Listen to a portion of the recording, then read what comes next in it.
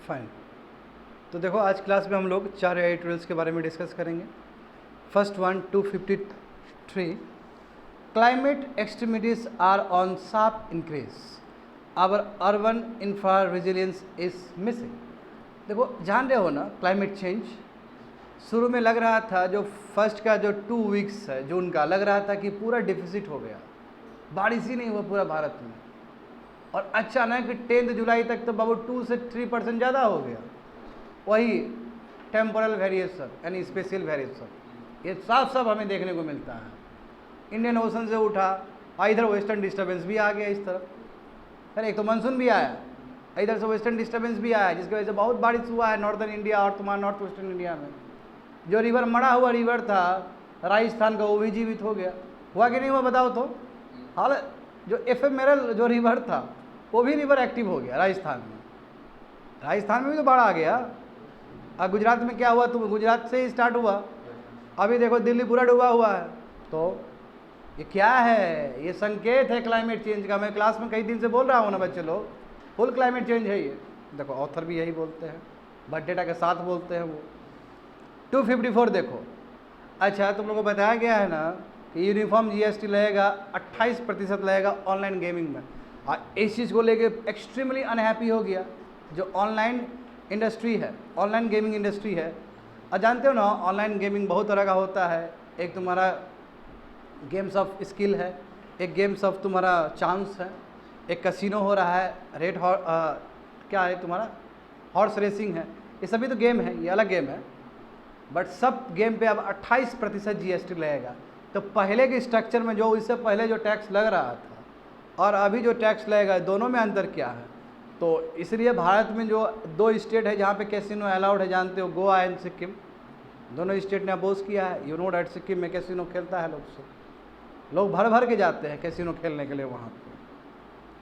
255 देखो, भारत में जो मैन्युफैक्चरिंग है स्टूडेंट, वो 33% कॉस्टलियर है as compared to counterparts like Vietnam and other countries. Bangladesh में वही सामान बनने में ना, मान लो कि 100 रुपया लग रहा है तो इंडिया में 133 रुपया लगेगा। वियतनाम में 100 रुपया लग रहा है तो इंडिया में 133 लग रहा है। अरे अभी भी इंडिया में लैंड एक्विजिशन को लेकर प्रॉब्लम है कि नहीं? बता दो, बहुत बड़ा इशू है, समझेंगे इस चीज़ को हम लोग अच्छे से। एंड 256, देखो तुम लोग कितना फॉर्चुनेट हो स्टूडेंट, मैं यही कहूँगा तुम लोग कितने फॉर्चुनेट हो। आज ही सुबह तुम लोग नाटो पढ़े हो और शाम को तुमको एडिटोरियल्स आ गया नाटो का। इससे बढ़िया सिविल सर्विस में सरप्राइज क्या हो सकता है?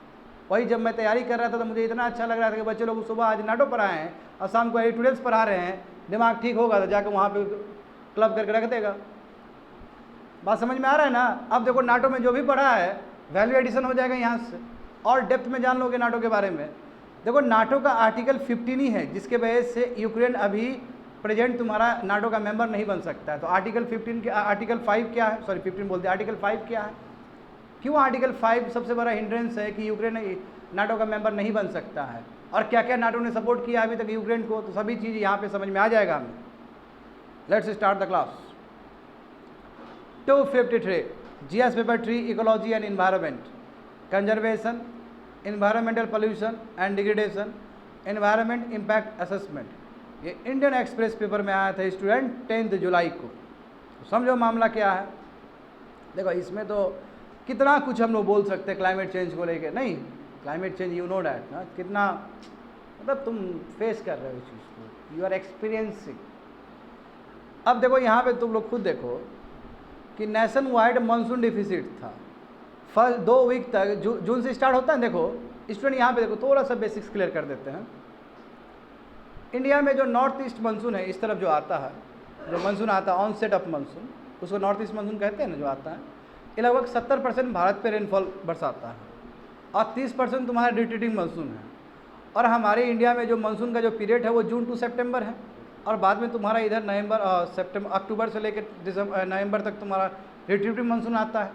वो 30% बारिश देता है इंडिया को, और 70% बारिश तो यही देता है। हम जानते हैं कि ऑन थ्योरी 1 जून से ही स्टार्ट हो जाता है, मालाबार को उसको हिट करता है ये, करेक्ट, और आस्ते आस्ते तुम्हारा चेन बनते हुए जाता है ऊपर नॉर्थ इंडिया तक या फिर नॉर्थ वेस्टर्न फ्रंट तक। अब यहाँ पे समझो कि जो 2 वीक्स था, शुरू का 2 वीक्स था, उसमें लग रहा था मानसून तो बहुत गड़बड़ हो गया यार, मानसून बहुत डिफिसिट था। और जुलाई 10 तारीख आते आते ठीक है, जुलाई 10 तक आते आते 2 से 3% ज़्यादा सरप्लस हो गया, बहुत वेरिएशन, अनप्रिडिक्टेबल। अब देखो ऐसे सिचुएशन में, यहाँ पे ध्यान दो स्टूडेंट, ऐसे सिचुएशन में हमारा अर्बन प्लानिंग ठीक से ना हो तो क्या हश्र होगा। अर्बन इंफ्रास्ट्रक्चर ही प्लानिंग ही नहीं है, उसमें मास्टर प्लान ही नहीं है, तो कैसे कोप कर पाएगा ऐसे अनसर्टेनिटी को। इसलिए अर्बन इंफ्रास्ट्रक्चर पे एक मैसिव ना एक इन्वेस्टमेंट होना चाहिए या मैसिव प्लान होना चाहिए इसके ऊपर। तो देखो वो क्या लिखा गया है, जो हैवी रेनफॉल हुआ है नॉर्थ इंडिया में, है ना, 2 दिन तक, इसके वजह जो भी नेशन वाइड मानसून डिफिसिट थे पहले वो सब खत्म हो गया और सरप्लस हो गया। इस बार रिजल्ट क्यों हुआ, क्योंकि मानसून विंड तो आया ही, साथ में वेस्टर्न डिस्टर्बेंस भी आया है, तो दोनों का कोलैबोरेशन, इसलिए ज़्यादा बारिश हो गया वहाँ पे, समझे। अब देखो इस तरह का जो इंटरेक्शन है कि मानसून भी आया, वेस्टर्न डिस्टर्बेंस भी आई है, 2013 में हुआ था। आज जिसके वजह जानते हो केदारनाथ का कितना बड़ा फ्लड हुआ है, पूरा भोला बाबा छोड़ के सब डूब गए, और वो अभी भी फुटेज वायरल होता है, यूट्यूब पे देखोगे शंकर जी ऐसे बैठे हुए हैं, अब पूरा तहस नहस हो गया, मगर शंकर जी को कुछ नहीं हुआ। ये भी चौंकाने वाला चीज़ है, बड़ा बड़ा स्ट्रक्चर्ड है गया, मगर शंकर जी ऐसे ही बैठे हुए मेडिटेशन पोस्ट में, तो उस समय भी देखने में मज़ा आता था। देखो 2013 का बात था ये, डेथ डैमेज देखो हिमाचल में बहुत हुआ है, रोड ब्रिज हाउसेस सब बह गया, हाँ दिल्ली में भी देखो स्ट्रीट सब बह गया, अंडर वाटर वो निकल गया, ड्रेनेज पूरा व्यवस्था ख़त्म, समझे। इसलिए देखो जो क्लाइमेट चेंज हो रहा है ना, ये अब रियल हो गया है स्टूडेंट, ऐसा नहीं कि अब किताब में पढ़ने वाला चीज़ नहीं है, ये आँख से देखने वाला और अनुभव लेने वाला चीज़ हो चुका है क्लाइमेट चेंज। यहाँ पे तुमको समझ में आ जाएगा, थोड़ा सा पॉइंट्स वगैरह दिया गया है कि क्लाइमेट एक्सट्रीमिटी है वो तो बढ़ते चला जा रहा है। तुम खुद एग्जाम्पल देखो, अभी तक का दुनिया का सबसे हॉटेस्ट डे जो रिकॉर्ड किया गया वो 17 डिग्री सेल्सियस, समझे। और जस्ट कुछ दिन बाद ये तुम्हारा टूट गया, ये रिकॉर्ड टूट गया, कितना हो गया 17.23 हो गया, यानी कि नया रिकॉर्ड बन रहा है फिर रिकॉर्ड टूट रहा है। जान रहे हो कि प्री इंडस्ट्रियल लेवल में 15 डिग्री तुम्हारा था टेम्परेचर, ग्लोबल टेम्परेचर, अभी देखो 2 डिग्री बढ़ गया ये। अब पेरिस में तुम बात करते हो 2 डिग्री बढ़ाने का, ये मानते हैं कि एक दिन में ऐसा हुआ है, मगर तुमको लगता है कि पेरिस एग्रीमेंट में जो बात किया गया कि 1.5 या फिर 2 तक, 2 तो अभी बढ़ गया है, रोज़ ही नहीं है, मगर आज हो रहा है तो फिर 3 दिन बाद फिर दूसरा भी तो 17 डिग्री सेल्सियस हो रहा है, यानी कि पेरिस एग्रीमेंट वो कुछ नहीं है, कुछ नहीं काम आएगा। ऑलरेडी 17 डिग्री टच कर रहा है यहाँ पे, समझ रहे हो ना, बैक टू बैक यहाँ पे रिकॉर्ड बन रहे हैं। दूसरा देखो स्टूडेंट, अब तुम खुद देखो हीट वेव्स का, अच्छा बच्चे लोग इस बार हीट वेव्स खतरनाक था ना, तुम लोग जानते हो, तुम लोग को भी मैसेज करते थे कि तो बहुत गर्म है, 5 बजे इतना गर्म है, बताओ। ये देखो 2015 में मात्र 9 स्टेट ने एक्सपीरियंस किया था हीट वेव कंडीशंस को, और 2020 में ये बढ़ के तुम्हारा 23 हो गया, 23 स्टेट्स ने एक्सपीरियंस किया, और इस बार का जो आंकड़ा आएगा तो हमको लगता है पूरा इंडिया ही किया होगा हीट वेव्स एक्सपीरियंस, इतना खतरनाक हो गया। नॉर्थ ईस्ट में भी हीट वेव्स का एक्सपीरियंस था इस बार, समझे। इतना ही नहीं स्टूडेंट, जो हीट वेव्स का जो डेज है, हाँ पहले कितना था, 2015 में मात्र 5 दिन था, इंक्रीज फ्रॉम 7, हाँ केवल 7 था, और वही तुम्हारा 2020 में 33 दिन हो गया, और इस बार 2023 में तो इससे भी ऊपर चला गया। 23 का नहीं आया है, पहले वाला डेटा आया है, 23 का तो हम लोग बोल ही सकते हैं। तो हर एक मैग्नीट्यूड इंटेंसिटी सब बढ़ गया है, बात समझे। एक संस्था के हिसाब से ये बताया गया है कि 273 डेज में, यानी कि लगभग 9 मंथ में किसी न किसी फॉर्म में नेचुरल कैलेमिटी या रहा है 242 डेज तक। आप बताओ 9 मंथ में 273 डेज में लगभग 242 डेज तक किसी न किसी फॉर्म में नेचुरल कैलेमिटी भारत में रहा ही है, चाहे वो फ्लड के फॉर्म में हो, चाहे वो ड्रॉट के फॉर्म में हो, चाहे दूसरा फॉर्म में हो, रहा ही रहा है। You see the irony student, extremities कहते हैं इसको, कि एक जगह फ्लड है तो एक जगह ड्राउट है, और अनप्रिडिक्टेबल है ये चीज़। अब वहाँ पे लिखा गया ना 4 नंबर, जो बार बार बोल रहे हैं कि साउथ वेस्ट जो मानसून आया था मात्र 52% आया था, यानी कहने का मतलब 48% डिफिशेंसी है वो। अच्छा मतलब एज रिकॉर्डेड 52% रेनफॉल डिफिशेंसी, अच्छा 52% रेनफॉल डिफिशेंसी था, यानी कि 52% आना चाहिए था और भी, वो नहीं आया। मगर देखो जुलाई 10 तारीख आते आते 2.3% सरप्लस हो गया।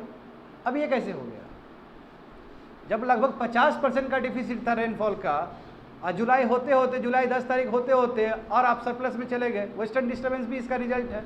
तो अनप्रिडिक्टेबिलिटी है कि नहीं है, बताओ तो जरा हमको, है ना। तो देखो एक्सेसिव रेन हो रहे हैं, फ्रिक्वेंट फ्लड्स हो रहे हैं, एक जगह ड्रॉट हो रहा है, इंटेंस फॉरेस्ट फायर हो रहा है, ये सब चीज़ हो रहा है। अब तो समझ में आ रहा होगा तुम लोग को। तो क्लाइमेट चेंज एक साइड है और दूसरा साइड प्रॉब्लम क्या है कि हमारा इल प्लानिंग भी तो हमारा इंफ्रास्ट्रक्चर का ठीक नहीं है। अब तो हमको क्लाइमेट चेंज के साथ जीना सीखना होगा स्टूडेंट। इस हिसाब से हमें बिल्डिंग कोड्स करने होंगे, बनाने होंगे, इंफ्रास्ट्रक्चर सही बनाना होगा। फ्लड आ जाएगा तो ये तो जानते हो ना, A4 साइज पेपर में फिर आओगे लगते हुए, तो वे कहे चलेगा। जब आपको पता है कि आपका रियलिटी क्लाइमेट चेंज ही है, तो अब स्ट्रक्चर में परिवर्तन जरूर आना चाहिए, एक मास्टर प्लान होना चाहिए स्ट्रक्चर का। अब तुम खुद देखो, बैंगलोर कहते हैं सिलिकॉन वैली, हैदराबाद इतना मरज, अरे बाढ़ आएगा डूब जाएगा वो भी। बैंगलोर का क्या हाल शुरू हुआ था जानते हो ना? हाँ, चेन्नई का क्या हाल शुरू हुआ था जानते हो ना? कैल का तो स्थिति खराब हो गया था। अभी दिल्ली का क्या हाल है जान रहे हो ना? तो फिर तो कौन सा सिटी रहा भारत का जो रिप्रेजेंट करता है इंडिया को ठीक से, मुझे बताना हमको। सब में बुरा हाल ही हो गया। तो देखो यहाँ पे वही बताए। अब देखो प्रॉब्लम क्या है, सबसे बड़ा प्रॉब्लम जो डेवलपमेंटल प्लान है, जो इंफ्रास्ट्रक्चर बनाने का जो प्लान है प्लेन का, वो तुम रेप्लिकेट करोगे हिली एरिया में चलेगा? यहाँ जिस हिसाब से रोड बनाया जाता है वो सेम तुम रेप्लिकेट कर दोगे हिली एरियाज में, तो तबाह हो जाएगा हिली एरियाज। और हिली एरियाज में तुम टूरिज्म को प्रमोट कर रहा है, करो, अच्छी बात है, मगर तुम not at the cost of environment. वहाँ पे तुम डैम वगैरह बना रहे हो तो कैसे काम चलेगा? तो वही बताया गया वहाँ पे, रेप्लिकेट नहीं करना चाहिए। इनफैक्ट देखो लगभग 8000 अर्बन सेटलमेंट में उसमें से 65% के पास मास्टर प्लान ही नहीं है। यानी कि अधिकतर हमारा जो अर्बन सेटलमेंट्स है ना, लगभग 70% कह सकते हैं, उसका कोई मास्टर प्लान ही नहीं है। देखो उसमें क्या है कि सिटी वर्क्स रिमेन पीस मिल। अब पीस मिल का मतलब क्या है? देखो तुम लोग खुद देखो, तुम लोग अभी फेस किए हो, एक रोड को खोदता है इलेक्ट्रिसिटी वाला डिपार्टमेंट, फिर भरता है, फिर ड्रेनेज वाला आता है वो फिर खोदता है, फिर वो बंद करेगा, फिर हाईवे वाला आएगा फिर खोदेगा। तो कोऑर्डिनेशन ही नहीं है आपके डिपार्टमेंट के बीच में। ऐसे कभी काम होता है क्या? सबको पहले से कोऑर्डिनेशन करना चाहिए। बिछाना है तो एक साथ बिछाओ, फिर आएगा फिर खोदेगा, बोलेगा हर घर नल से जल देना है हमको। ऐसे थोड़ी चलता है। ये पीसफुल वर्क हुआ, ये कोऑर्डिनेटेड अप्रोच नहीं हुआ। बात समझो, वही बोला कि सबसे बड़ा प्रॉब्लम है। मुंबई देखो जो फिनेंशियल कैपिटल है भारत का, बताओ वाटर लॉगिंग सिचुएशन हर एक साल हो जाता है, जबकि वहाँ का जो म्यूनिसिपल कॉर्पोरेशन है सबसे रिचेस्ट है, वो सबसे रईस है। म्यूनिसिपल है ना वो कॉर्पोरेशन, BMC कितना फेमस है वो। उसका चुनाव देने के लिए मोदी जी तक जाते हैं वहाँ। जब उसका चुनाव होता है तो मोदी जी प्रचार रैली करने के लिए जाते हैं। वो भी म्यूनिसिपलिटी का चुनाव में जाएगा मोदी जी, प्राइम मिनिस्टर। इसका मतलब कुछ बड़ा बात होगा। वो म्यूनिसिपलिटी अपना सिटी को नहीं बचा पा रहा है वाटर लॉगिंग सिचुएशन से, पानी इतना घट जा रहा है वहाँ पे। और मुंबई क्या है, हमारा फाइनेंशियल सेंटर है, फाइनेंशियल कैपिटल है, तो स्थिति इतना ख़राब है। देखो NCR जो इकोनॉमिक हब है, अभी देखो हैवी डाउनपोर यानी कि हैवी रेनफॉल की वजह से ग्रसित है। तो ये सब पोल पट्टी खोलता है स्टूडेंट कि हमारा जो अर्बन प्लानिंग है पूरा मिसिंग है, कोई मास्टर प्लान नहीं है वहाँ पे। समझ गए ना? अब तुम खुद देखो, बहुत ही अच्छे से खूबसूरती से बताया गया है। 2023 में जानते हो ना कि बहुत गंदा वाला अर्थक्वेक आया टर्की और सीरिया में, पूरा ढह गया ना, क्योंकि वहाँ कंस्ट्रक्शन सब स्टैंडर्ड है, ढंग का कंस्ट्रक्शन नहीं है, पूरा टर्की तबाह हो गया। और करप्ट ओवरसाइट यानी कि करप्शन है वहाँ पे, ठीक से बिल्डिंग वगैरह बनाया नहीं। वही केस तुम देखो चिली में भी 2010 में बहुत खतरनाक आया था, 6th लार्जेस्ट अर्थक्वेक आया था, वह कुछ नहीं हुआ चिली को। क्यों? Because of the best building codes. अच्छा बिल्डिंग कोड्स यूज़ किया उसने, कोड की हाउ टू डिजाइन। तो देखो यदि कंट्री ठीक से बिल्डिंग कोड पे काम करे तो इतना खतरनाक डिजास्टर, नेचुरल डिजास्टर को भी अवॉइड किया जा सकता है। चिली से सीखना चाहिए स्टूडेंट, टर्की को, या हमें भी सीखना चाहिए ना। बात समझ में आ गया? यानी कितना मास्टर प्लान होगा चिली में कि दुनिया का 6th लार्जेस्ट अर्थक्वेक आया फिर भी वो जी गया ठीक से। You just take the example of Japan का एग्जाम्पल लेते हैं ना। जापान देखते हो कितना अच्छे से मास्टर प्लान है उसका। अर्थक्वेक आना, सुनामी आना नॉर्म ऑफ द डे है वहाँ पे, फिर भी सर्वाइव कर जाता है। अब एग्जाम्पल हो सियोल और कोलालमपुर का लो। कोलालमपुर जान रहे हो ना, मलेशिया, और सियोल जान रहे हो साउथ कोरिया। Very good. देखो सियोल में क्या किया गया कि एक अलग से ना, जो पहले एक स्ट्रीम था, हाँ वो नाम है, वो याद करने की जरूरत नहीं है, जो पहले का जो स्ट्रीम था। अब इंडिया में देखो, मैं तुमको थोड़ा कॉन्ट्रास्ट पिक्चर दिखाना चाहता हूँ। इंडिया में बेंगलोर सब में क्या है कि जो अच्छा खासा रिवर था उसमें पूरा डाल दिया गया, मिट्टी डाल दिया गया और बना दिया गया। हाँ, उसको बढ़ा दिया, एक्सटेंड कर दिया गया, मिट्टी डाल के लैंड बना दिया गया। जैसे मुंबई में भी ऐसे ही हुआ है, जानते हो। इसमें देखो क्या किया कि जो वहाँ पे एक स्ट्रीम था उसको रिवाइव किया गया फिर से। देखो खुद सोचो कि स्ट्रीम रहेगा, आज गंगा है तब ना बचे हुए हैं, एक्सेस वाटर आएगा तो स्ट्रीम में चला जाएगा। तो कितना बढ़िया काम किया कि साउथ की ओर ने क्या किया कि जो पहले वाला स्ट्रीम था उसको फिर से रिवाइव किया, ताकि कोई भी वाटर आए तो बढ़िया से स्ट्रीम में वो बह जाएगा और सिटी को प्रॉब्लम नहीं होगा। सिमिलर काम कोलालमपुर ने भी किया, स्मार्ट टनल बनाया। स्मार्ट टनल क्या है तुम्हारा, ये स्टॉर्म वाटर मोटरवे दोनों काम होगा। स्टॉर्म जैसे मान लो कि बहुत ज़्यादा वर्षा हुआ तो पानी बह जाएगा वहाँ पर अच्छे से, और नॉर्मल डेज में वो मोटरवे की तरह काम करेगा, बढ़िया सा जहाज जाएगा आएगा। तो इस तरह का ना होना चाहिए। कहने का मतलब एशिया में कमी नहीं है, एशिया में बहुत सारा कंट्री है जो दिमाग लगा काम कर रहा है ठीक से, इंडिया को सीखना चाहिए, समझे। इसलिए देखो इस तरह का इनोवेटिव एडमिनिस्ट्रेशन तुमको दिख सकता है और हमें भी यूज़ करना चाहिए सिटीज़ के लिए। यहाँ पे देखो एक्सपेंसिव इंफ्रा, महंगा इंफ्रास्ट्रक्चर बनाने से कुछ नहीं होगा, है ना, कुछ नहीं होगा। हमें रेजिलिएंट इंफ्रास्ट्रक्चर पे काम करना चाहिए, जबकि हमको पता है कि क्लाइमेट चेंज क्या है, इनएविटेबल फैक्ट है, उसको हम उसे भाग ही नहीं सकते हैं। देखो तो अब देखो महंगा इंफ्रास्ट्रक्चर भारत में है ना। अब देखो अब अभी इंडिया में बात स्मार्ट सिटीज़ का बात होता है कि नहीं, बताओ तो। खा कि स्मार्ट सिटीज़, तुम्हारा एक स्मार्ट सिटी एक फ्लड को नहीं सह सकता तो कहेगा स्मार्ट सिटीज़। खाली स्मार्ट सिटी बनने से थोड़ी होता है, रेजिलिएंट इंफ्रास्ट्रक्चर भी तो होना चाहिए, क्लाइमेट चेंज को सहने वाला भी तो इंफ्रास्ट्रक्चर होना चाहिए। तो वही यहाँ पे बोला गया है कि एक्सपेंसिव इंफ्रास्ट्रक्चर हमारी इंडियन सिटीज़ में हो रहा है, मगर सबसे बड़ा दिक्कत है कोऑर्डिनेशन कमी है और अकाउंटेबिलिटी कमी है। एक ही रोड को बार बार फोड़ोगे तोड़ोगे तो क्या होगा, और जो भी स्ट्रीम्स पहले से प्रेजेंट है, रिवर सिस्टम प्रेजेंट है, उसको भी तुम वो करो ढक रहे हो, तो गलत चीज़ है कि नहीं, बताओ तो अर्बन रेजिलिएंट होना चाहिए। बात समझे, जो फ्यूचर नीड्स को समझे। फ्यूचर में कुछ भी हो सकता है, फ्लड आ सकता है, अर्थक्वेक आ सकता है, ये चीज़ को ध्यान में रख के इस तरह का मास्टर प्लान बनना चाहिए। और बिल्कुल सरकार जितने भी लोकल बॉडीज है सब स्टेक होल्डर बन के काम करें यहाँ पे अच्छे से, बात समझे।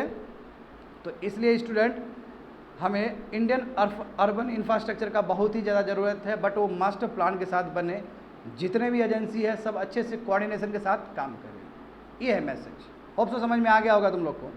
आगे देखो, हाँ ये देखो थोड़ा टेक्निकल है स्टूडेंट, बढ़िया समझना होगा तुम लोग को। GS paper 3 economic development government budgeting, ठीक है, हिंदू पेपर में आया था 16 जुलाई को। अच्छा, तो मैंने इसके बारे में तुम लोग को बता ही दिया है, हल्का सा ब्रीफ दे ही दिया है। अब देखो हुआ क्या, चलो बता ही देते हैं क्या ओवरव्यू। देखो ओवरव्यू समझ गए थे तुम लोग ना।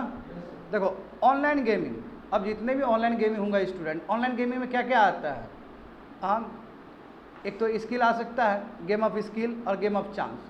गेम ऑफ स्किल का मतलब क्या है, जहाँ पे आपका बुद्धि भी लग रहा है, और चांस का मतलब क्या है, जैसे लूडो टाइप का, उसमें बुद्धि नहीं लग रहा, चांस से आप जीत रहे चीज़ों को, या सट्टाबाजी कर रहे हो तो वो तो बुद्धि थोड़ी लग रहा है, सट्टाबाजी है वो। तो अब चाहे स्किल ऑफ गेम का बात हो स्टूडेंट, चाहे स्किल ऑफ उसका बात हो, चांस का बात हो, स्किल ऑफ गेम का बात हो या स्किल ऑफ चांस का बात हो, ठीक है, हाँ, दोनों में ही 28% जीएसटी लगाने का बात है।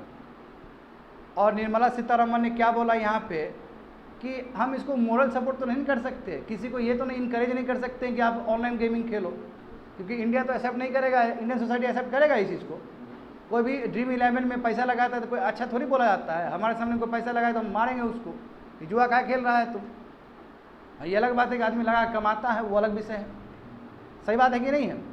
तो यहाँ पे देखो अभी जो 58 जीएसटी काउंसिल मीटिंग हुआ था, तो यहीं पे डिसाइड किया गया है स्टूडेंट के ऑनलाइन गेमिंग के ऊपर भी 28% टैक्स लगेगा। अब full face value of placed bets क्या है तो मैं थोड़ी देर में समझाऊंगा, अभी नहीं समझ में आएगा तुम लोग को।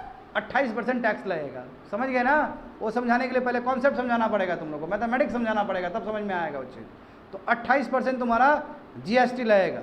हाँ, फाइनेंस मिनिस्टर के हिसाब से ये कहा गया है कि ये आइडिया इस इंडस्ट्री को तबाह करने के लिए नहीं है, हाँ, हर्ट करने के लिए नहीं है, क्योंकि जानते हो कि मोरल क्वेश्चन तो हमेशा आएगा ही आएगा कि इंडस्ट्री जैसे कैसीनो हो गए, हॉर्स रेसिंग हो गए, इसको इनकरेज तो आप ज़्यादा नहीं कर सकते हो।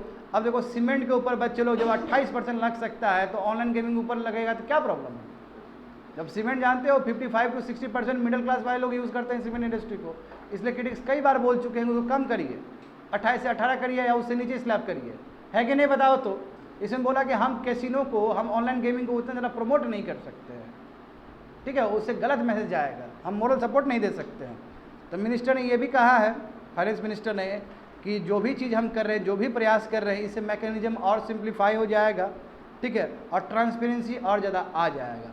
तो ठीक है, ये फाइनेंस मिनिस्टर का अपना वक्तव्य है, अपना स्टेटमेंट है, बट इस चीज़ को लेकर खुश होगा इंडस्ट्री, ऑनलाइन गेमिंग इंडस्ट्री इस चीज़ को लेकर खुश नहीं होगा स्टूडेंट। तो पहले समझो कि पहले क्या होता था, ऑनलाइन गेमिंग में किस तरह टैक्स लगता था, अब जो किस तरह टैक्स लगेगा। तो बात समझो, तुम लोग बढ़िया समझो, आराम समझो कि देखो गेमिंग प्लेटफॉर्म में कोई भी आता है, एंट्री फी लगता है ना गेमिंग प्लेटफॉर्म में। जैसे तुम लोग जाते हो नहाने के लिए, वाटर पार्क जाओगे तो लगेगा ना 500 रुपया, 1000 रुपया शुरू में। तो उसी तरह प्लेटफॉर्म में जब जाओगे तो लेट से 100 रुपया उसका फ़ी है। यहाँ पे ध्यान दो, यहाँ पे ध्यान दो स्टूडेंट, 100 रुपया फ़ाइन है, 100 रुपया फ़ाइन बोले फ़ी है। लेट से 100 रुपया आप देते हो तो आप उस प्लेटफॉर्म को यूज़ कर सकते हो।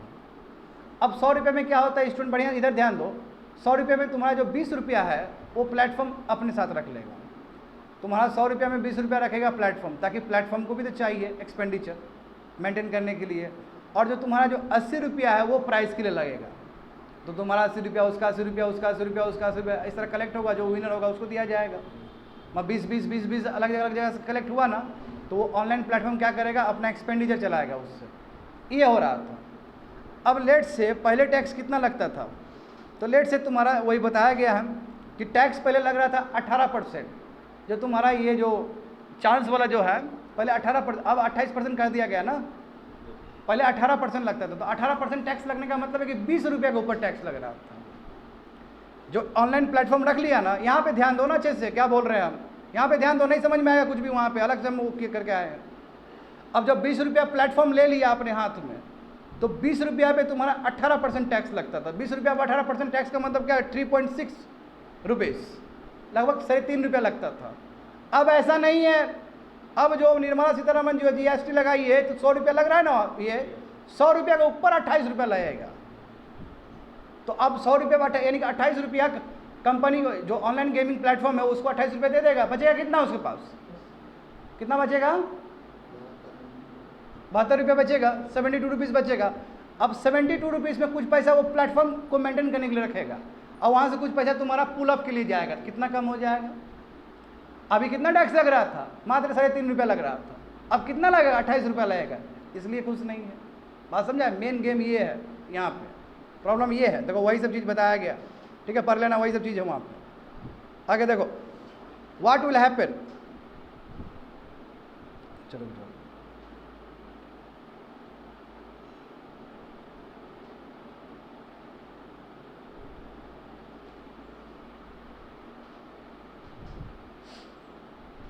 गलती से नीचे चला गया। देखो स्टूडेंट, ये बताया गया, देखो यहाँ पे फिर बता देते। देखो गेमिंग प्लेटफॉर्म कितना, लेट से एंट्री फी तुम्हारा 100 रुपीज़ किया, ठीक है। तो ग्रॉस गेमिंग रेवेन्यू लेट से तुम्हारा वहाँ से पुल अप किया गया 20 रुपया। तो 20 रुपया क्या कि प्लेटफॉर्म के लिए वो लेगा। लेट से 18% जो टैक्स पहले लगता था, इसका मतलब 3.6 रुपीज़ एज अ टैक्स जाता था सरकार को। अब जो सिस्टम है देखो, व्हाट विल हैपन, यदि ये लागू हो जाएगा जो निर्मला सीतारमन ने बोला है, इसमें क्या है कि 100 रुपीज़ दिया जाएगा ना, तो 100 रुपीज़ में 28 रुपीज़ कटेगा। तो बहुत बड़ा लॉस हो गया ना ऑनलाइन गेमिंग को। अब मिलेगा 72 रुपीज़। अब 70 रुपीज़ में कुछ पैसा अपना प्लेटफॉर्म को मेंटेन के लिए रखेगा, और कुछ पैसा तुम्हारा प्राइस पुल के लिए जाएगा। कम पड़ गया कि नहीं पड़ गया बताओ, तो वो प्रॉब्लम आएगा। देखो इतना ही नहीं स्टूडेंट, इतना ही नहीं है मामला ये भी कि जब तुम कोई जीतेगा ना, XYZ कोई जीतेगा, तो 30% वहाँ पर भी कटेगा। अब देखो, तो पूरा बर्बाद करने का बात होगी ऑनलाइन गेमिंग इंडस्ट्री को। अब जो कोई जीतेगा ना यहाँ से, जैसे मान लो कि अब पुल करके 50-50 लग गया होगा, 72 में वो रख लिया 22 रुपये, लेट से एग्जाम्पल दे रहा है, 50-50 होगा। अब ये जीता ही है, लेट से इसने अमाउंट अब 100 रुपीज़ जो जीता, अब 100 रुपीज़ में 30 रुपीज़ कट जाएगा। हाँ ठीक है, वो उसका काट लिया ना, अब जो जीतेगा उसमें 30% कट जाएगा। देखो फाइनल विनिंग में 30% टैक्सेशन होगा। तो ये तो डिसेंटिव में पूरी तरह से आप तो चाहते हो कि इंडस्ट्री पूरा गिर जाए, है ना। गिरा दिया, लगभग गिरा दिया ना इसको। पहले कहाँ 3.6 था, 28, अब फिर फाइनल में भी तुम 30% लगा रहे हो। इसलिए गोवा और सिक्किम ने अपोज किया है इस चीज़ को। स्टूडेंट बात समझो।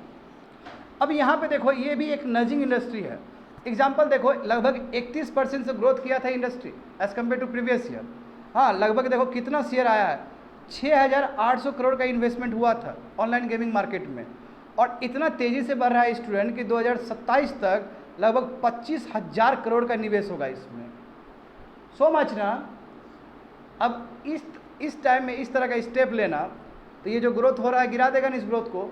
और इतना ही नहीं स्टूडेंट, इंडियन इकोनॉमी में इसका रोल है, क्योंकि देखो एफडीआई भी अट्रैक्ट कर रहा है, लगभग 15,000 करोड़ एफडीआई अट्रैक्ट कर रहा है। 15,000 करोड़ का मतलब क्या हुआ? 2 बिलियन डॉलर, लगभग 2 बिलियन डॉलर ये अट्रैक्ट कर रहा है, अभी 2022 तक किया, और आने वाले समय में लगभग 25,000 करोड़ तुम्हारा 2027 तक करेगा। ये इसका मतलब ये अच्छे से फल रहा था ये इंडस्ट्री, ठीक है। और इस तरह का जो स्टेप है कहीं ना कहीं वो डिसेंटिवाइज कर देगा, बात समझे।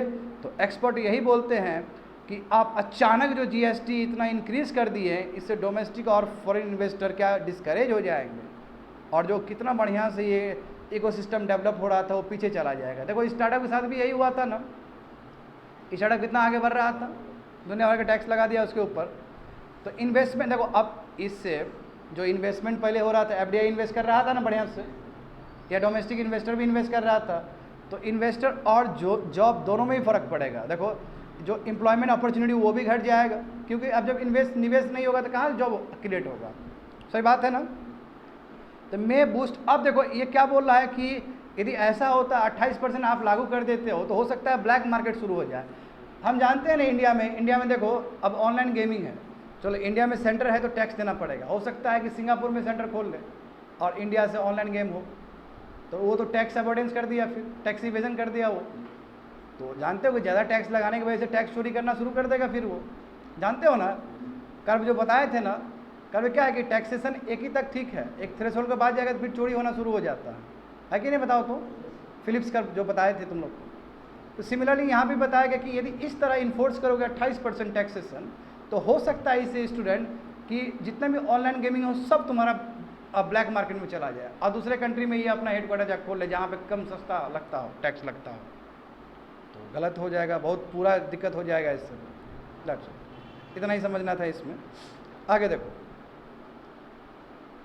255 GS paper 2 social justice and governance, government policies and interventions for development in various sectors and issues arising out of the design and implementation.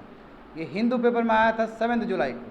तो मामला क्या है देखो, अब समझना होगा तुमको। देखो कुछ वीक पहले ना, यानी कि हाँ कुछ वीक पहले इजराइल फॉरेन मिनिस्टर आए थे भारत में, याद है ना। हाँ ये हमारे जयशंकर साहब और दोनों साथ में भेंट हुआ था, बहुत ही ज़्यादा फोटो वगैरह सब भी वायरल हुआ था स्टूडेंट। इजराइल के फॉरेन मिनिस्टर आए थे, तो इजराइल के फॉरेन मिनिस्टर ने एक बहुत खतरनाक स्टेटमेंट दिया था। अब उसका इंटरप्रिटेशन पे डिपेंड करता है कि वो स्टेटमेंट था क्या। तो इजराइल के फॉरेन मिनिस्टर ने कहा कि soft power is not good without hard power. देख रहे हो, यानी कि सॉफ्ट पावर कोई काम का नहीं है विदाउट हार्ड पावर।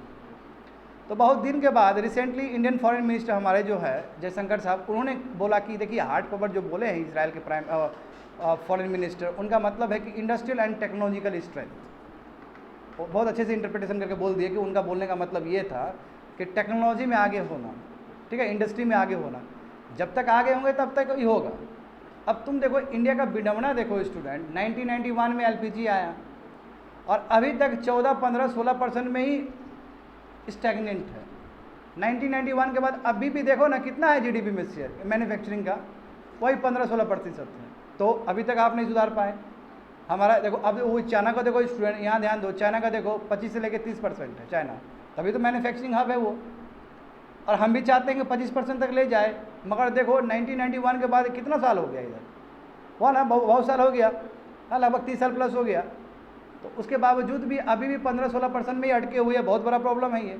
और चाइनीज़ इंपोर्ट हम मंगवाते हैं, जब चाइनीज़ इंपोर्ट तुम मंगवाओगे तो इंडिया कहाँ से इकोसिस्टम डेवलप कर पाएगा तुम्हारा मैन्युफैक्चर करने का। बात समझ में आ गया ना। तो देखो वही बोल रहे हैं कि अब सबसे बड़ा प्रॉब्लम है कि एफिशिएंसी। अब हमारा देखो ना, हमारा कंपटीटर से कोई कंपटीशन ही नहीं है। क्यों नहीं कंपटीशन है हमारा? अब सामान बनाने में आपका 133 लगता है और वहाँ पे 100 रुपये में बन जाते हैं, यानी कि 33% आपको ज़्यादा लग रहा है कोई भी सामान बनाने में। तो प्रॉब्लम है, फंडामेंटल्स में प्रॉब्लम है, ईज ऑफ डूइंग बिजनेस में कहीं ना कहीं प्रॉब्लम है आपका। बात समझे? तो वही लिखा के नीचे देखो, they are valid reasons for the हमारा जो मैन्युफैक्चरिंग जो स्टंटिंग है, इतना बुरा स्थिति है, तो इसका कुछ हिस्टोरिकल रीजन भी है। बढ़िया सुनना, तुम लोग का इकोनॉमिक्स भी रिवाइज हो जाएगा, जो कल पूछे थे PSUs के बारे में। इसका श्रेय जाता है 1948 में, जब भारत आज़ाद हुआ था तो हमारे पार्लियामेंट ने लेबर लॉज फॉर्म कर दिया। लेबर लॉज, हाँ, का लॉ ऑफ लेजिस्लेशन ले आया। अब देखो स्टूडेंट, तुम खुद समझो, भारत आज़ाद हुआ है, अभी डेवलपिंग भी नहीं है, अब डेवलपिंग के रास्ता पे चलेगा। उस समय हमारे कंट्री में लेबर लॉस काम करेगा, और हम चाहते हैं कि यूरोपियन कंट्री की तरह बिहेव करना। इनफैक्ट उससे भी तगड़ा लेबर लॉस ले आए ह्यूमन राइट्स को देखते हुए। अरे तुम्हारे कंट्री में कुछ एक इंडस्ट्री नहीं है, और तुम प्राइम मूविंग फोर्स के रूप में तुम इंडस्ट्री को चुन रहा है, एग्रीकल्चर को छोड़ रहा है, और उस समय तुम लेबर लॉस भी ला रहा है, तो बहुत ही स्ट्रिंजेंट ला रहा है, काम करेगा वो? तो पहला ही तुम्हारा स्टेप फेल हो गया। और दूसरी बात है कि जवाहरलाल नेहरू ने, है ना, इंडस्ट्री को ही as a prime moving force चुना है, यानी कि पीएसयूज को चुना है, और पीएसयूज ही कंडक्ट करेगा इंडस्ट्री, हाउ इंडस्ट्री रन करेगा। और दूसरी बात है कि स्मॉल सेक्टर्स के लिए थोड़ा फ्लेक्सिबिलिटी दिया था कि स्मॉल सेक्टर अपना खोल सकता है। स्मॉल सेक्टर में वही एमएसएमई अभी के हिसाब से, यहाँ पे ध्यान दो ना, मॉडल्स पढ़ाए थे ना कल परसों, तो जो स्मॉल सेक्टर वाला जो इंडस्ट्रीज़ है उसमें छूट दिया, बट उसमें भी कितना छूट है बताओ? तो उसमें भी तो तुम्हारा परमिट लाइसेंस राज है। एक तो तुमने मेन उसमें आने नहीं दिया बड़ा बड़ा हैवी इंडस्ट्री, और तुम्हारा जितनी भी बड़ा इंडस्ट्री है ना, हैवी इंडस्ट्री में आने दिया क्या? बेसिक इंडस्ट्री में तुमने आने नहीं दिया। वो पीएसयूज पूरा कंट्रोल करके रखा है, और हमने देखा कि 1980 में स्थिति और ख़राब हो गया, लेथार्जी हो गया, इनएफिशिएंसी हो गया, और बहुत सारा पैसा तुम्हारा बिल्डिंग हो गया, उसको रिकैपिटलाइज किए जाओ बैठ के। बीएसएनएल का क्या स्थिति हुआ जान रहे हो ना तुम लोग? तो फिर टेलीकम्युनिकेशन तक बीएसएनएल चला रहा था, एक टेलीफोन करने में तुमको 3 साल लग रहा था टेलीफोन कनेक्शन करने में, तो ये सब लेथार्जी था कि नहीं था? बताओ तो जरा। अब इसमें प्रॉब्लम क्या कि जो भी आया, जो भी स्मॉल इंडस्ट्रीज़ को आपने इंकरेज किया कि प्राइवेट प्लेयर आ सकता है, तो इतना आसान तो नहीं था उन लोग के लिए। हाँ, उसके लिए ओपन लाइसेंस, ये लाइसेंस राज था, आराम से एंट्री नहीं होता, तो ये सब प्रॉब्लम था, और ये प्रॉब्लम हुआ है, जिसकी वजह से मैन्युफैक्चरिंग अभी तक झोल रहा है, अभी तक प्रॉब्लम में फंसा हुआ है। अरे गेटिंग में समझ में आ रहा है तुम लोग को? वही चीज़ बताया गया वहाँ पे, समझे? 1956 में फिनेंशियल सेक्टर को भी आप एमस्कुलेटेड कर दिए। उसका मतलब वही हुआ कि आपने क्या किया कि पूरा पीएसयूज को एज अ ड्राइविंग फोर्स के रूप में यूज़ किया, तो इंडस्ट्री बाद में जाकर लेथार्जी हो जाएगा। 2011 में देखो क्या हुआ कि 2011 में कोशिश किया था सरकार ने, had made acquisition of land highly expensive in totality. देखो ऑल, एक प्रोडक्शन के लिए क्या जरूरी होता है? लैंड, लेबर और कैपिटल। मैं जानता हूँ अभी भी कंट्री में लैंड एक्विजिशन करना कितना डिफिकल्ट है। अब लैंड एक्वायर नहीं होगा तो एफडीआई कहाँ से आएगा? एफडीआई के लिए लैंड का बहुत सिंपल होना चाहिए। देखो न्यूजीलैंड में, सिंगापुर में एक दिन में ही बिजनेस शुरू हो जाता है। इंडिया में पेपर वर्क, और ये तो अच्छी बात है कि अभी जो मोदी जी आए हैं तो बहुत काम हुआ इस पर, है ना। लॉजिस्टिक पॉलिसी जानते हो तुम लोग, जो पहले इन्वायरमेंट क्लियरेंस लोगे, ये क्लियरेंस लोगे, वो क्लियरेंस लोगे, आप जाके आसानी से एक ही क्लियरेंस ले सकते हो। मगर फिर भी स्टूडेंट जो होना चाहिए डेवलपिंग कंट्री में, जो बेंचमार्क होना चाहिए बिजनेस स्टार्ट करने का, अभी भी बहुत पीछे चल रहे हैं हम लोग। जब हम लोग इस फंडामेंटल से पीछे चलेंगे तो मैन्युफैक्चरिंग हब कैसे बनेंगे? मैन्युफैक्चरिंग हब बनने के लिए कैपिटल चाहिए, मैन्युफैक्चरिंग हब बनने के लिए लैंड चाहिए, सब चीज़ मिसिंग है हमारा। बात समझे? दूसरी बात वही बताओ, ब्यूरोक्रेसी का प्रॉब्लम उस समय, है ना, करप्शन का प्रॉब्लम उस समय, ये सब प्रॉब्लम है। ये एक प्रॉब्लम है, हिस्टोरिकल प्रॉब्लम है, जिसकी वजह से मैन्युफैक्चरिंग यूनिट हमारा उतना आगे नहीं बढ़ पाया। बिल्कुल वो सब वही मॉडल का चीज़ है स्टूडेंट। आगे देखो, हाँ कुछ जेन्युइन एफर्ट्स भी प्रेजेंट गवर्नमेंट ने देखा है, अनडाउटली कोशिश किया है प्रेजेंट गवर्नमेंट ने, है ना। जो कंप्लाइंस बर्डन, वही बोले दुनिया भर का, अब इन्वायरमेंट लो, क्लियरेंस लो, ये लो वो लो, तो उसको सुलझाया है, अच्छा काम किया है। कैपिटल चीपर हो गया, अब तुमको बैंक से मिल जाता है ना। बैंक को एमएसएमई को कितना बोला गया एमएसएमई को देने के लिए, जानते हो? कोविड के टाइम में भी एक तो मोरेटोरियम भी दे दिया, राहत दे दिया ना, तो सरकार ने कोशिश किया है और सक्सेसफुल भी रहा है समहाउ। बात समझे? और देखो इस बार लेबर कोड लाया था ना, 4 लेबर कोड, वहाँ बहुत सारा स्टेट ने लागू नहीं किया वो लेबर कोड पे। सही बात है कि नहीं है? क्योंकि इस जानते हो लेबर तुम्हारा स्टेट सब्जेक्ट है, यू नो डैट, स्टेट चाहेगा तो नहीं कर सकता है। और बहुत फ्लेक्सिबिलिटी लाया है, मगर फ्लेक्सिबिलिटी तभी ना मानेंगे जब वो लागू होगा। तो प्रॉब्लम तो है, बहुत प्रॉब्लम है। देखो वही लिखा कि लैंड एक्विजिशन बहुत बड़ा प्रॉब्लम है भारत में, है ना। अब बिना लैंड का तुम्हारा मैन्युफैक्चरिंग फैसिलिटिंग होगा कैसे? तो सरकार सुनिश्चित करे, बहुत मुश्किल है ये चीज़, ठीक है। इंडिया देखो, अब इंडिया एफटीए साइन कर रहा है, फ्री ट्रेड एग्रीमेंट साइन कर रहा है। अरे भाई वो कंट्री में ज़्यादा आसान है मैन्युफैक्चरिंग करना, उल्टा हो जाएगा, उसका सामान हमारे कंट्री में आ जाएगा, पूरा फ्लडेड हो जाएगा। जैसे एग्जांपल देखो ना, बांग्लादेश का सामान हमारे इंडिया में बिक रहा है कि नहीं बिक रहा? तो एफटीए साइन करे, अच्छी बात है, मगर आप देखो कि आपका कंट्री में मैन्युफैक्चरिंग का इकोसिस्टम क्या है, उसका क्या है, वो बिट कर लेगा। अभी तुम खुद देखो, एक ताला तक हम चाइनीज़ पे डिपेंडेंट करते हैं, चाहे ताला देखते हो ना, ताला कितना आता है चाइनीज़ वाला। एक दिवाली में भी देखते हो ना, लाइटिंग वगैरह सब वहीं से आता है, हम वो भी नहीं बना पाए, एक दिया तक वो लेके आ रहा है। तो फिर तो इसलिए स्टूडेंट जेन्युइन एफर्ट्स हमें डालने होंगे, नहीं तो ऐसे नहीं होने वाला। 33% कॉस्टलियर है as compared to the peer countries. अब देखो चाइना प्लस वन स्ट्रेटेजी, थोड़ा इसमें भी जोड़ना चाहता हूँ मैं। चाइना प्लस वन स्ट्रेटेजी के हिसाब से क्या होना चाहिए कि चाइना में जितने भी बड़े बड़े कंपनी है यूएस का, वो भी अपना क्या कर रहा है, बेस चेंज कर रहा है, वही फ्रेंड शोरिंग एंड रीशोरिंग। तो भाई इंडिया कुछ ऐसा चीज़ दिखाएगा तब ना इंडिया में आएगा। इंडिया ऐसे अकड़ा रहेगा, कोई रिफॉर्म्स ही नहीं लाएगा तो इंडिया में क्यों होगा शिफ्ट? एप्पल कितना मुश्किल से आया इंडिया में, एप्पल आया कि नहीं आया?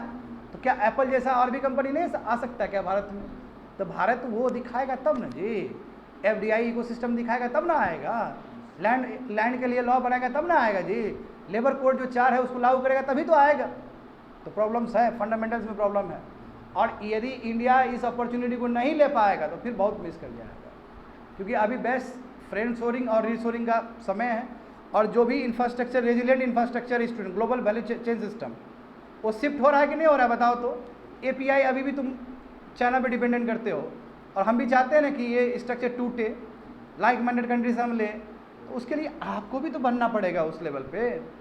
तो फंडामेंटल्स में चेंज लाने की ज़रूरत है, तब जाके मैन्युफैक्चरिंग का जो सपना देख रहे हैं कि 20 से लेकर 25% ये GDP कंट्रीब्यूट करेगा, उसके लिए हमें फंडामेंटल्स पे काम करना होगा स्टूडेंट। आगे देखो 256 GS paper 2 international relations, bilateral, regional and global groupings and agreements involving India and or affecting India's interest।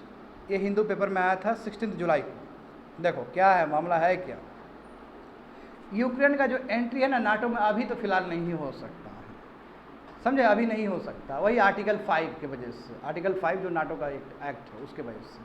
अच्छा, बकारेस्ट जो समिट हुआ था, बकारिस्ट जो समिट हुआ था, है बकारिस्ट पढ़ते हैं इसको, ठीक है, बकारिस्ट पढ़ा जाता है इसको, ये 2008 में सबमिट हुआ था स्टूडेंट। लग रहा था कि उसी समय नाटो का मेंबरशिप मिल जाता, मगर उस समय क्या हुआ कि फ्रांस और जर्मनी उस समय अपोज कर दिया कि यदि यूक्रेन को हम दे देंगे तो रसिया प्रोवोक हो जाएगा, रसिया आएगा, रिटेलिएट कर सकता है।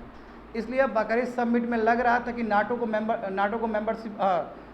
का जो मेंबरशिप है यूक्रेन को मिल सकता था, जॉर्जिया को मिल सकता था, बट नहीं मिला। जॉर्जिया को बाद में मिला है, मगर यूक्रेन को भी मिलने वाला था, मगर इस कंट्री ने अपोज कर दिया। बात समझे, ये मामला है फर्स्ट। 50 देखो 15 साल हो चुके हैं, 2008 से लेकर अभी तक देखो तो लगभग 15 साल हो चुके हैं, अभी भी स्टूडेंट है ना यूक्रेन को नहीं मिला। सही बात है ना, अभी भी नहीं मिला है।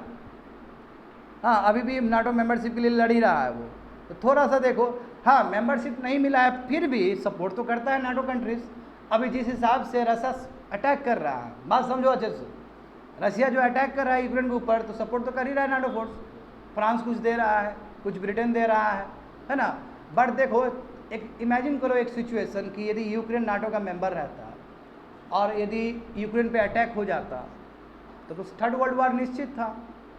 कोई नहीं रोक सकता है, क्योंकि नाटो का क्या है प्रिंसिपल कि एक कंट्री किसी पे भी अटैक हुआ तो सब पे अटैक हुआ और सब रिटेलिएट करेगा। जब ये रिटेलिएट करेगा तो यहाँ से ही ब्लॉक तैयार हो जाएगा, तो थर्ड वर्ल्ड वॉर हो जाएगा वो। तो बात समझे, तो अच्छा हुआ कि यूक्रेन उसका हिस्सा नहीं था, अदरवाइज इनएविटेबल था वो वर्ल्ड वॉर होना। और अभी प्रेजेंट जंक्चर पे, अभी प्रेजेंट कंडीशन में यूक्रेन को मेंबर जानबूझ के भी नाटो भी नहीं बनाएगा, ये भी जान लेना। जो बनाएगा तो फिर थर्ड वर्ल्ड होने का चांसेस यहाँ पे समझो। हाँ, यूक्रेन को हमेशा कॉपरेशन मिला है नाटो के द्वारा, यूक्रेन नाटो काउंसिल्स में, है ना। जो ग्रुप 7 कंट्रीज़ है, एडवांस कंट्रीज़ है, उसने हमेशा सपोर्ट दिया है यूक्रेन को, डिफेंस को लेकर मिलिट्री ट्रेनिंग दिया है, सपोर्ट दिया है नाटो मेंबरशिप बहुत। देखो, एक तो 2008 में भी दिया था, वो अलग बात है कि नहीं बन पाया, वो अलग विषय है। एग्जाम्पल देखो, फ्रांस ने बोला कि हम scalp long range missiles Ukraine को देंगे। जर्मनी ने भी कहा कि हम मिलिट्री एड पैकेज भी देंगे, है ना। और भी नाटो मेंबर ने कहा कि हम एयरक्राफ्ट ट्रेनिंग के लिए भी देंगे।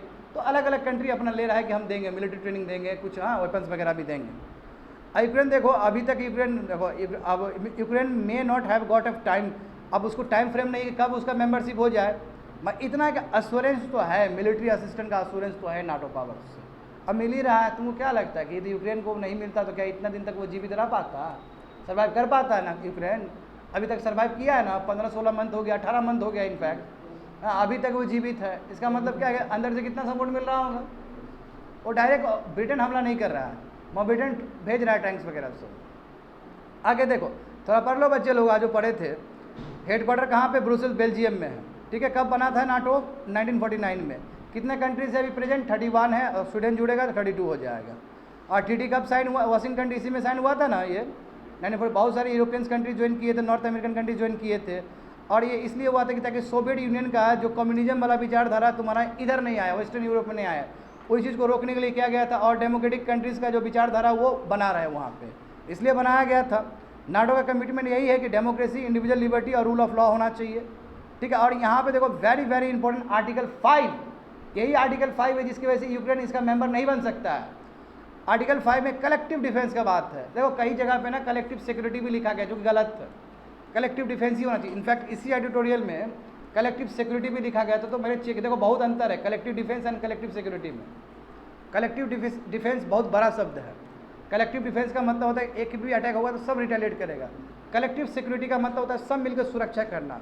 तो कलेक्टिव डिफेंस सबसे अप्रोप्रिएट वर्ड है। हाँ, मैंने वेबसाइट पर जाकर उसको चेक किया है ठीक से, तो जो मोस्ट अप्रोप्रिएट वर्ड है वो कलेक्टिव डिफेंस है, जो कि आर्टिकल 5 में इसमें बोला गया कि किसी भी एक एलाई पे आपने अटैक किया, इसका मतलब पूरा पे आप अटैक कर रहे हो।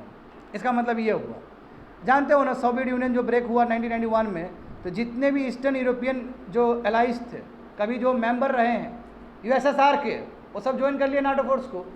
इस चीज़ को लेकर दिक्कत हुआ यूएसएसआर को कि भाई अपना मेरा अपना कंट्री था, ये मेरा अपना हिस्सा रहा है, ये सब नाटो के पास चला गया। आगे देखो क्या क्या हुआ है। तो नाटो जान ही रहे हो इंटर गवर्नमेंटल मिलिट्री अलायंस है नॉर्थ अमेरिका और यूरोप के बीच में। क्या प्रोसीजर है? अच्छा, नाटो को ज्वाइन करना चाहते हो तो क्या प्रोसीजर है? इसका प्रोसीजर स्टूडेंट ये है कि आपको 1 साल लगेगा नाटो मेंबर बनने में, बट बिफोर डैट इस सभी चीज़ ये पैरामीटर मैच करना चाहिए। कंट्री डेमोक्रेटिक होना चाहिए, उस कंट्री में माइनॉरिटीज़ को अच्छे से ट्रीटमेंट होना चाहिए, और उस कंट्री का कमिटमेंट होना चाहिए कि कोई भी कन्फ्लिक्ट वो पीसफुली सुलझा सकता है। यदि ये 3 क्राइटेरिया हो गया और जितने भी मेंबर नेशन से वो एक्सेप्ट कर लिए तो आप बन गए। बात समझे? और 2% कम से कम आपको स्पेंडिंग करना होगा, अपना जीडीपी का 2% आपको डिफेंस में स्पेंडिंग करना होगा। देखो रैंडम थॉट्स में आया था नहीं है, 2% बिल्कुल यहीं से लिया गया है। अब देखो थोड़ा सा नेटो एक्सपांसन देखो पास्ट 3 डिकेड्स में, ये लगभग, अब देखो यूएसएसआर ब्रेक हुआ 1991 में, उसके बाद देखो नाटो कितना नज़दीक तक पहुंच गया रसिया का। अभी देख रहे हो ना, अभी ये जो बच्चा लोग अभी जो फिनलैंड जो ज्वाइन किया है, घर में पहुंच गया ना नाटो, उसका सबसे बड़ा बाउंड्री शेयर करता है फिनलैंड नाटो मेंबर के रूप में देखा जाए तो। यहाँ पे देखो तुम लोग, नाटो बना 1949 में, उस समय 12 मेंबर थे, कुछ यूरोप का कुछ नॉर्थ अमेरिका का, समझे।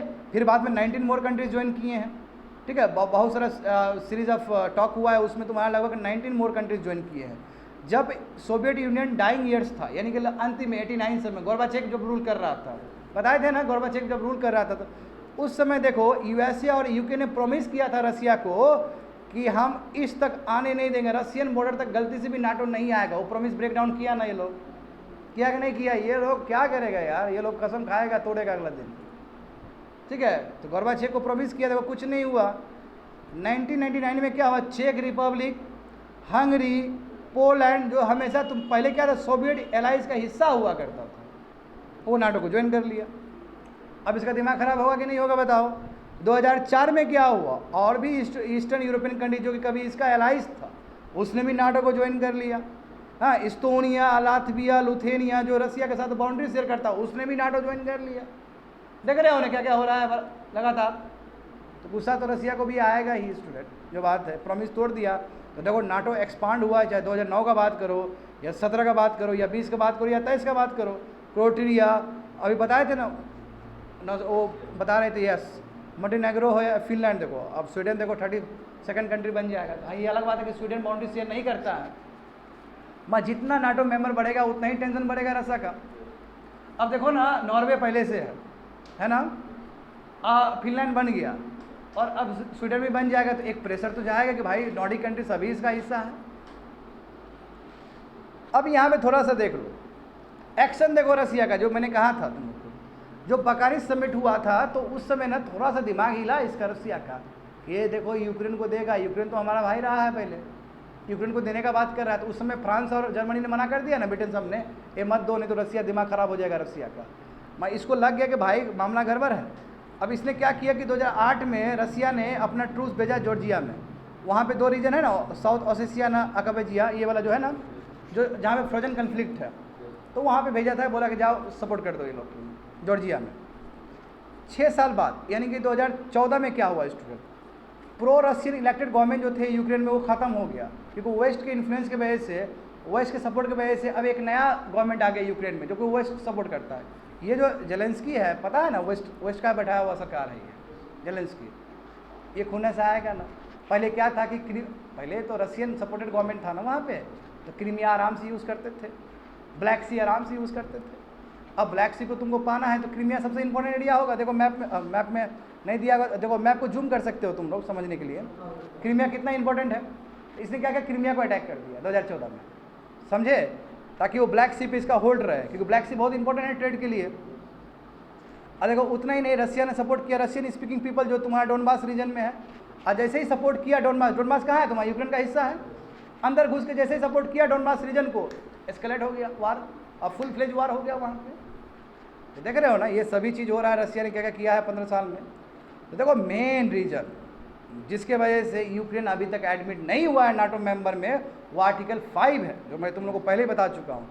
इसमें कलेक्टिव डिफेंस का बात है ना, वही सिक्योरिटी मतलब डिफेंस का क्लॉज का बात है ना। अब मान लो कि इसका तुम मेंबर हो गए तो कोई भी अटैक करेगा तो सबको जाना पड़ेगा, और अभी मामला गड़बड़ है। ये भी यदि ऐसा होता है तो थर्ड वर्ल्ड वार हो जाएगा स्टूडेंट। तो यूएसए इस तरह का रिस्क नहीं लेना चाहेगा इस टाइम में, बट ये है कि यूएसए इसको छोड़ना भी नहीं चाहेगा। तो यूक्रेन को अंदर से सपोर्ट तो मिल ही रहा है कि अपना बैटल जारी रखे लंबा, अंदर से इंटरनली, क्योंकि बहुत देखो तुम खुद देखो ना, रशिया ने कितना बड़ा एरिया को ऑक्युपाई किया था, अभी तो बहुत सारे एरिया से रिट्रीट किया है वो, अभी बहुत कम एरिया है। तो नाटो चाहता है कि रशिया को वीक करे, रशिया को डिफीट करे, बट डायरेक्टली पार्टिसिपेट नहीं करे, बस यूक्रेन को पीछे सपोर्ट करते हुए। और जबकि यूक्रेन प्रेसिडेंट हमेशा डिसअपॉइंटेड होता है, उसको चाहिए कि टाइम फ्रेम कि भाई कितना दिन में हमको तुम ज्वाइन करवा देगा, तो उसको पता है कि जैसे ही नाटो मेंबरशिप उसको मिल जाएगा, उसको 31 नेशन का एकदम डायरेक्ट सपोर्ट मिलेगा। मगर ये भी चालाक है ये लोग देगा नहीं, अभी ये लोग देगा तो एक ब्लॉक तैयार हो जाएगा, तो फिर थर्ड वर्ल्ड वार होने के चांसेस है। That's it. अच्छा, इस पे रिसर्च हो सकता है क्या? नाटो का जो पढ़ाए हैं बच्चे लोग वहाँ पे जाके डाल देना इसको, ठीक है, उसको डाल देना। बस मैं रिसर्च के नाम पे ना ये बता देता हूँ कहाँ कहाँ तुम लोग डाल सकते हो। हाँ, मैं ये बता सकता हूँ। देखो क्लाइमेट चेंज का विषय है फर्स्ट वन, तो क्लाइमेट चेंज का इन्वायरमेंट में टॉपिक था ना आलोक, वहाँ पे जाके डाल दोगे पहला वाला। अब कोशिश करो कि हर एडिटोरियल जो भी मिलता जुलता है सबको डालो अपने अपने जगह पे। जो क्लाइमेट चेंज वाला बताए थे ना हिमालयस का, कि हिमालय से ग्लेशियर जो सूख रहा है, वहाँ पे जाके डाल देना इसको, ठीक है, डाल देना, अंडरस्टैंडिंग और बढ़ेगा। दूसरा देखो यूनिफॉर्म जीएसटी है, आप बजट वाला चीज़ पे डाल सकते हो ये, और नहीं तो इसमें थोड़ा सा, अच्छा इसमें देखना तुम लोग games of chance and games of skill, इसके बारे में थोड़ा रिसर्च कर लेना तुम लोग, ठीक है, यदि मौका मिलता है तो games of chance and games of skill में क्या अंतर होता है, फंडामेंटल डिफरेंस क्या है, ठीक है, 1-1.5 साल से रहा है, आगे आने वाले समय में भी रहेगा इशू, इस पर काम कर लेना तुम लोग। Games of chance and games of क्या है बताओ, स्किल, हाँ ये हो गया। उसके बाद हाँ मैन्युफैक्चरिंग है, जानते हो मैन्युफैक्चरिंग बेस्ट मॉडल इकोनॉमिक्स का देख लेना यार, उसमें मैन्युफैक्चरिंग कवर किए हैं, क्या क्या दिक्कत है, एक मॉडल देख लेना जाके। हाँ तो मैन्युफैक्चरिंग में इकोनॉमिक्स बताए ना, उस पर जाके दे देना, वहाँ पे रख देना। और नाटो, ये जो लास्ट का जो आया है एडिटोरियल आज सुबह जो तुम लोग को नाटो वाला पढ़ाया गया है, उसके साथ ये अटैच कर देना, वहाँ पे रख देना, बढ़िया, दैट्स इट।